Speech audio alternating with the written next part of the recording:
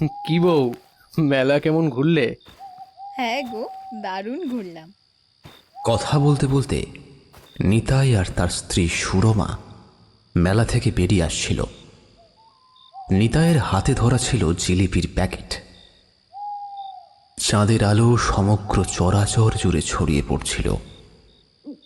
যাই হোক, পথ চলতে চলতে ওরা দূরে দেখতে পেল একটা নদী। খেয়া পার করলেই নিজের গ্রামে পৌঁছে যাবে ওরা। মাঝিকে নিতাই একবার তার দিকে এগিয়ে গিয়ে জিজ্ঞাসা করল, ও মাঝি ভাই, যাবে নাকি? উঠে আসুন। ওরা উঠে পড়ল নৌকায়। নৌকার বৈঠা বাইতে শুরু করলো মাঝি। সুরমার পরনে ছিল দামি সোনার রত্নখচিত হার। সেই দিকে মাঝি একবার চাইল। নৌকা চালাতে চালাতে যখন মাঝ নদীর বুকে এসে পড়েছে নৌকা, তখন মাঝি ক্রুদ্ধ কণ্ঠে বলল, ওই সোনার হারটা আমাকে দে। আচমকা এই কথা শুনে ওরা দুজনেই চমকে উঠল।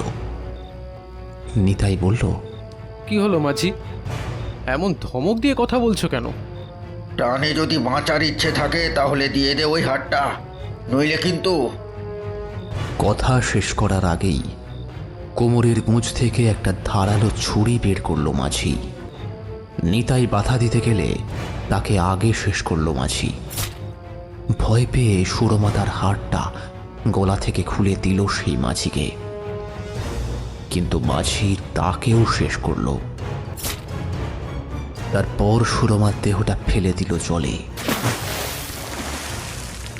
পরদিন সকালে হরিচন্দ্রপুরের অরণ্য ঘেরা একটা মোহনার তীরে ভেসে উঠল নিতাইয়ের লাশ।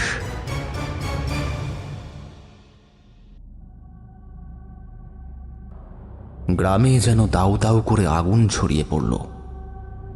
মোড়লমশাই বিশুচন্দ্র মল্লিক তার দাওয়ায় বসে পায়ের উপর পা তুলে তখন তামাক সেবন করছেন।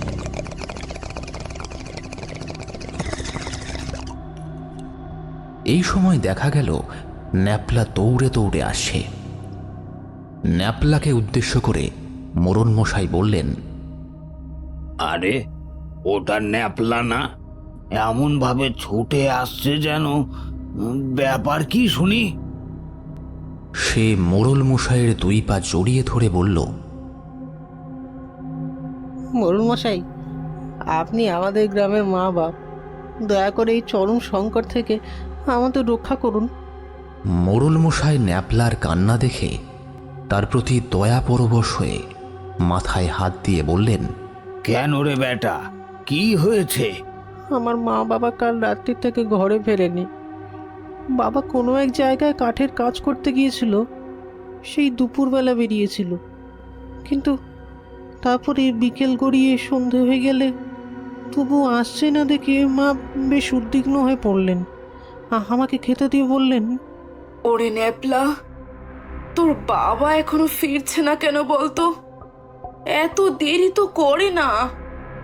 তারপর দুপুর থেকেই একটা দাঁড় কাক যেইভাবে ডাকছে, তাতে তো আমার মনটা বড্ড কু গাইছে। সত্যি আমিও দেখলাম পেল্লাই সাইজের একটা দাঁড় কাক নির্নিমেষ চোখে তাকিয়ে আছে আমাদের ভিটের দিকে। সেই সাথেই তুলসী তলার তুলসী গাছটা কেমন যেন শুকিয়ে গিয়েছে। বাবা ন্যাপলা, তুই একটা তোরা তাহলে আমার ছেলের দেহে প্রবেশ কর, কিন্তু খবরদার, ওর যদি কিছু হয় তাহলে তোর বিনাশ নিশ্চিত। শম্ভু, প্রস্তুত হও। শম্ভু এইবার পদ্মাসনে বসে পড়ল এবং গুনিন তার দেহের রুদ্রাক্ষের মালাটা তার গলায় পরিয়ে দিল। ব্যাস, ওই আত্মারা প্রবেশ করল। সে যখন চোখ খুলে তাকালো, তখন শম্ভু নিজের মধ্যে নেই, সম্পূর্ণ একটা অন্য জগতে চলে গিয়েছে।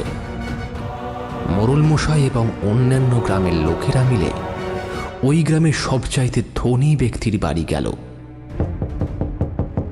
দরজায় টোকা মারতেই বেরিয়ে এলো সেই দিবাকর মাঝি। সে সকলকে দেখে বলল, এ কি, আপনারা আমার বাড়িতে হঠাৎ করে, ব্যাপার কি? তাকে দেখেই শম্ভু চিৎকার করে উঠল। ও আমাদের নিষ্ঠুরভাবে হত্যা করেছে। ওর চিলেকোটার ঘরে একটা গয়না ভর্তি সিন্ধুক আছে। ওই আসল দোষী। মোড়ল ক্রুদ্ধভাবে তার দিকে তাকালো। তারপর ওনার নির্দেশ মতোই কয়েকজন জোর করে ঢুকে গেল ভেতরে। তারপর সিন্দুকটা টেনে নিয়ে এলো। শম্ভু শুধু